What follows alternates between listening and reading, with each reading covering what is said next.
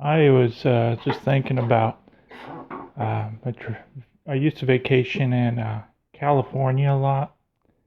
California is an interesting state. I mean, when you're thinking of vacation there, you got your beaches, your amusement parks, Hollywood, and this and that. But one of my favorite things to do in California is people watch because um, Californians are different. And if you ever want to become a science fiction writer, spend some time out there, you will get some ideas on characters when you see some of these people. Not all of them, but there's a good number of them. But I spent used to love to vacation in Southern California.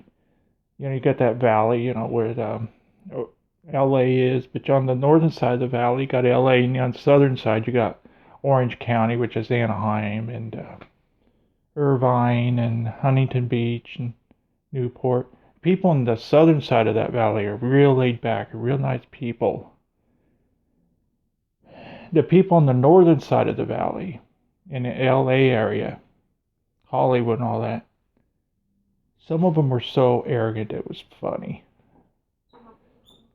And I remember I was out there in the Santa Monica Pier, uh, hanging out with my friend. We were vacationing, and I think it was this 11, 12 years ago. It was a long time ago.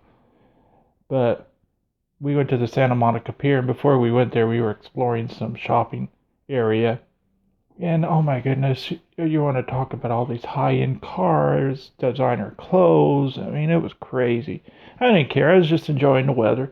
And we went to this outdoor mall that was about a 5-10 minute walk from the pier, full of these exclusive stores. And you saw all these people walking in their designer clothes, and there I was. And what was funny about it was the panhandlers. Most panhandlers, they try to play on your sympathy. But those panhandlers around Santa Monica, they were different. They were actually going up to these affluent people and demanding money from them. They would use lines like, "Don't forget about us. We're not the winners in life's lottery." Um, the, you know, they were just using those type of lines on them, and they were getting money. It was amazing. Me and my friend was laughing about it. You see this one. You see these panhandlers. "Hey, what about us? We didn't win life's lottery." And they get some money, and they were demanding it. And I'm like, "Oh my goodness, this is hilarious." We were laughing about it. And these panhandlers were suckering these super affluent people into giving them money. They were demanding money, and they would get it if they would use the right lines with them. And panhandlers. I mean, you're not helping the homeless if you give a panhandler money because they'll use it on a destructive lifestyle. If you want to help a homeless person, give it to a charity. And so we walked over to the pier, and we saw this art exhibit on the north side of the pier. I forgot who it was, but um, the artist set it up in his exhibit to look like some sort of temple or a church, something real religious. And then on the outside of the walls, he had these huge outside walls. He had these huge pictures of third world children, and like, okay, so I looked at it, and I knew immediately the effect he was going for, especially when I saw the line of people going in there, and I overheard some of them say, "Yeah, we can't forget about these children." And they were a line of a bunch of people in a designer clothes, hanging their heads like they felt guilty. And I don't know what was in the pier because it was lunchtime. I was wanting to go get something to eat. I wasn't going to go through that. But my guess would be that it was an art exhibit showing the plight of third world children. Me and my friend were laughing at them because of that guilt they had.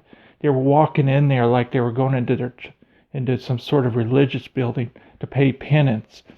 And I was joking with my friend, oh yeah, look at these people. And then we looked at the X and they walked out like they felt better and went back to whatever. I was joking with my friend, look, they feel guilty now. They go through that and now they feel better. I said, what are they doing? Hitting themselves with wet noodles? Are they flogging themselves with wet noodles? You know, in the Dark Ages, priests used to flog themselves with whips to atone for sins. Were these people flogging themselves with wet noodles because of those pictures of the children? Then they would feel better and leave and go back to their $1 million mansions and their cars and whatever else.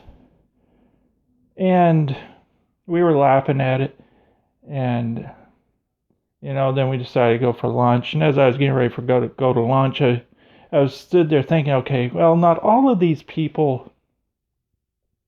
I was thinking, okay, I'm sure there's some people in this line that have done something, given to charities or something to help.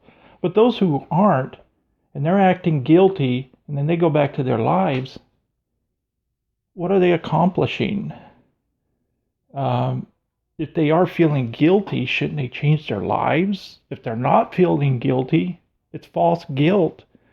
And they should just live their life and enjoy themselves. Who's impressed with false guilt?